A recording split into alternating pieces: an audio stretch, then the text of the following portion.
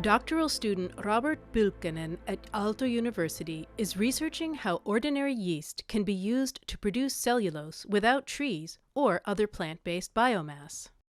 We're making polysaccharides such as cellulose or beta-glucan, and these reactions can be carried in a test tube, so we can make cellulose in a test tube, which is quite exciting.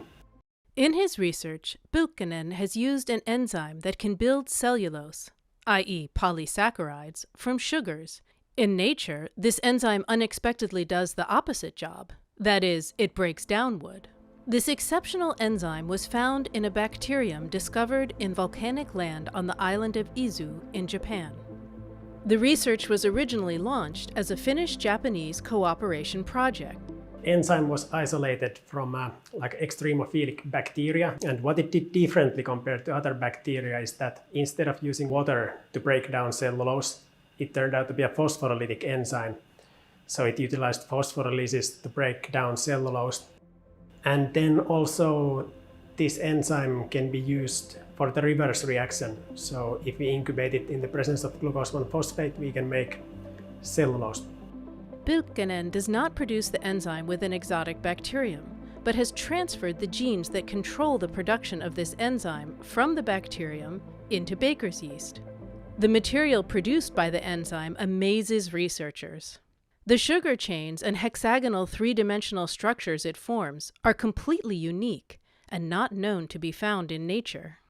First you have the individual glucose chains that are making like this hexagonal chain, so it's always 6 glucose units per one turn around the helix. Those polymer chains, they come together and make larger structures, and also those structures are hexagonal in shape.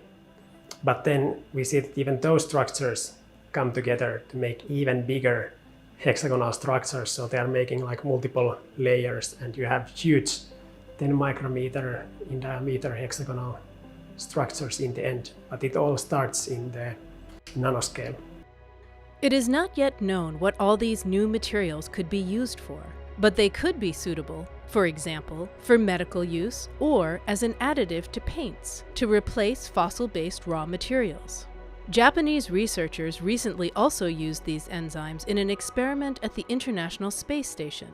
The method worked well there because it requires no heat or hazardous chemicals and takes little space. The production of cellulose in space, in restricted conditions, can help us understand what kind of solutions sustainable industrial production really needs in a circular economy.